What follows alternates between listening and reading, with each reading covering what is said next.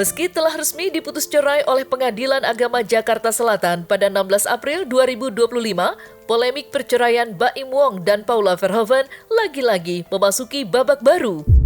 Ya, usai polemik Paula Verhoeven tak terima dinyatakan berselingkuh dengan pria berinisial NS dan disebut sebagai istri nuzius atau durhaka terhadap suami, kini muncul rumor jika Paula Verhoeven positif terpapar penyakit HIV usai dokumen salinan putusan perceraiannya bocor. Paula Verhoeven yang lagi-lagi merasa menjadi korban akhirnya melapor ke Badan Pengawas Mahkamah Agung atau Bawas MA. Di sisi lain, pengacara kondang Hotman Paris pun kembali memberikan pembelaannya terhadap Paula Verhoeven dan dia memberikan pesan menohok diduga untuk Baim Wong. Untuk mengetahui semua polemik yang ada hingga bagaimana respon Baim Wong, maka inilah 5 fakta terkait isu positif yang menyerang Paula Verhoeven, versi Cumi Top 5.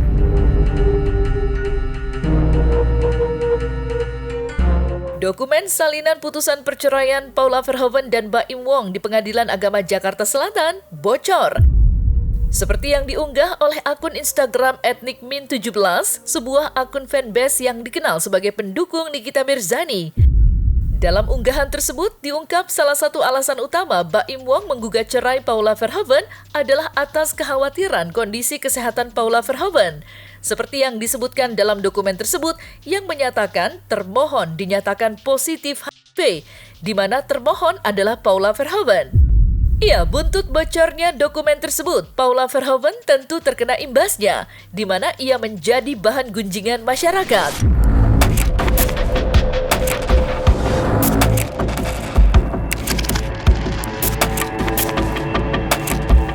Tanggapan saya sebenarnya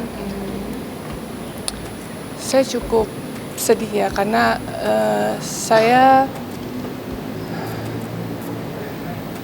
menurut saya ini fitnah ini sudah terlalu jauh ya. Oke, teman-teman, untuk putusan itu kan kita belum clear ya, yang disampaikan ke publik itu yang mana.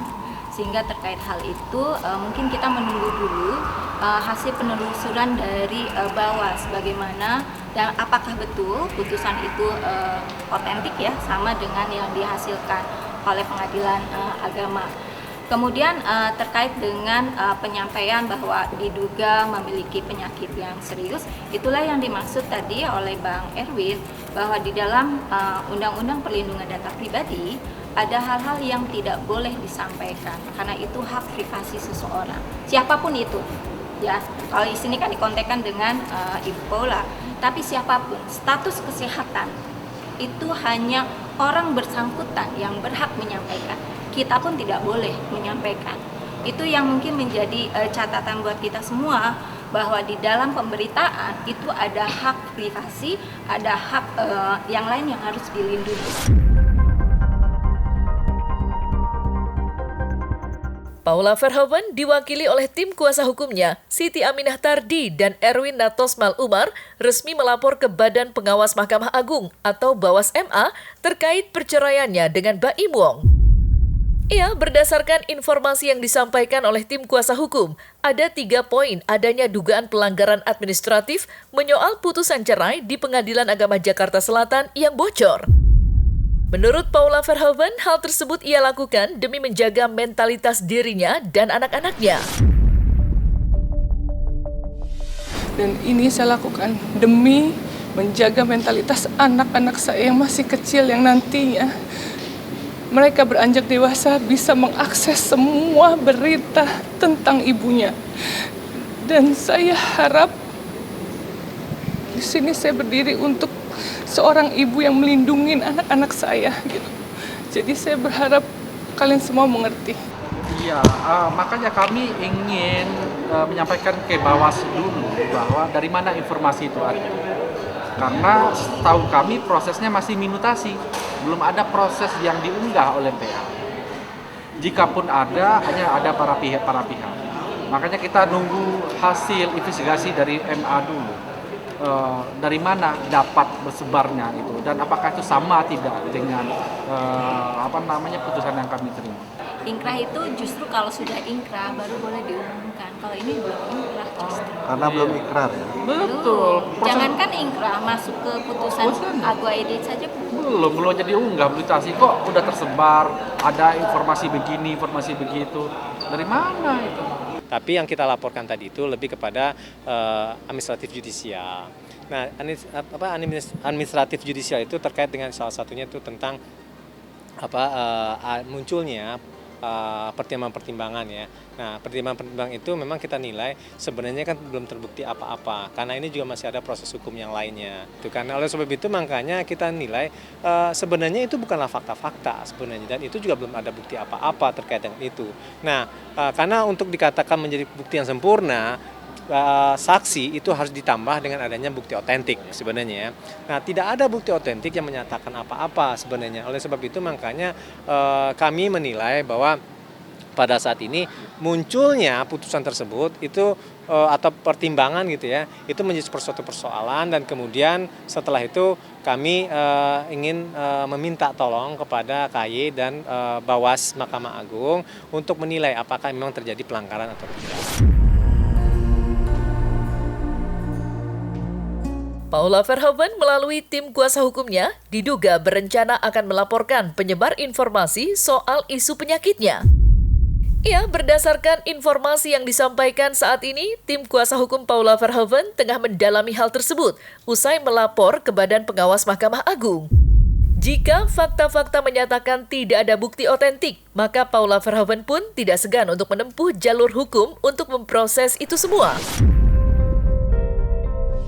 Mungkin akan melaporkan akun yang menyebarkan yang tadi itu, Bu?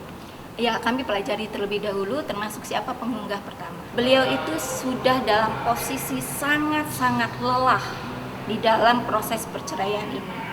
Ibu Paula sejak awal menginginkan proses perceraian ini dilakukan dengan baik, mengedepankan kepentingan anak dan dilakukan secara dewasa.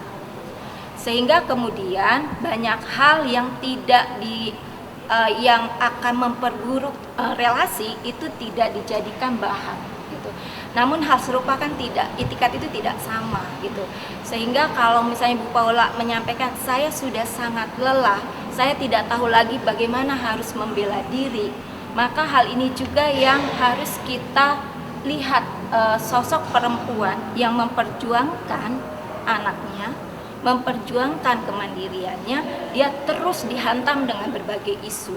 Sehingga bisa dipahami kalau misalkan ia sangat lelah. Sangat lelah dalam hal ini tidak hanya konteks fisik ya, tapi psikis, emosional, dan juga tadi konteks finansial. Jadi kami juga mengharapkan teman-teman juga kelompok perempuan memberikan solidaritas untuk kondisi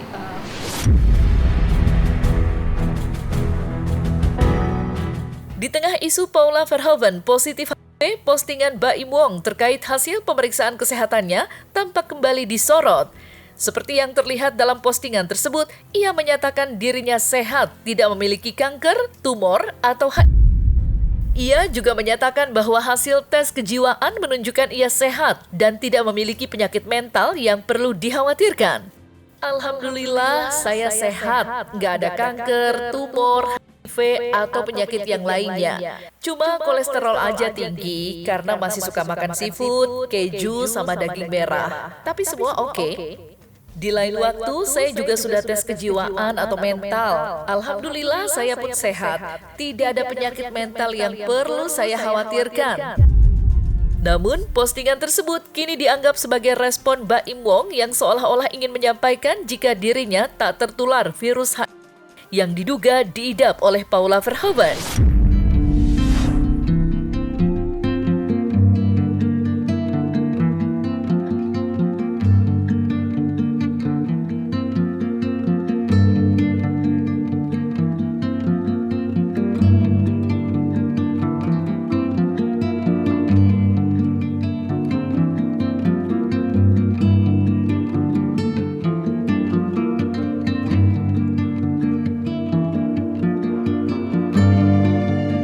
saya harus membaca dulu yang halaman berapa karena saya belum membawa putusan. Yang saya hafal itu halaman 105 yang selalu saya, karena itulah yang terungkap adanya pemahaman istri yang durhaka.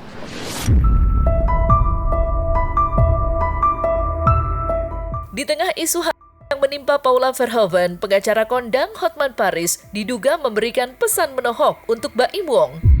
Ya, menurut Hotman Paris, tudingan HIV dalam hubungan suami istri merupakan tuduhan serius. Sebab apabila seorang istri terpapar virus HIV, maka si suami juga harus dicek juga apakah sudah tertular virus tersebut.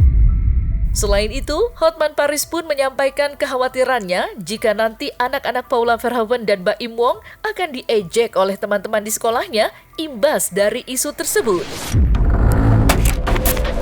Halo, jangan sebutkan dirimu laki-laki kalau kamu tidak bisa berpikir panjang atas semua ucapanmu.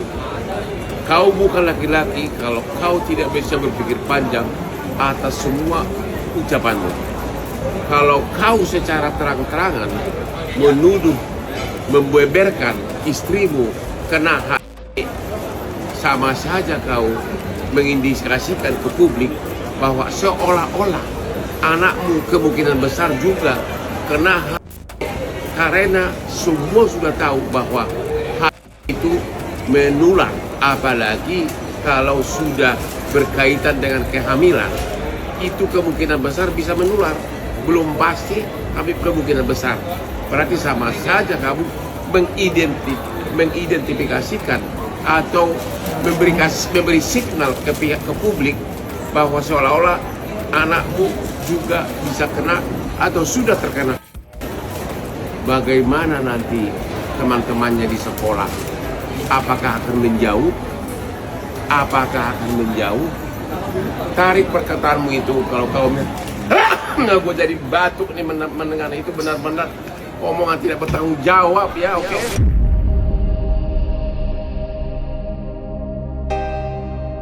Nah, selesai sudah Cumi Lovers. Jangan lupa untuk like, subscribe, dan juga share channel YouTube Cumi Cumi.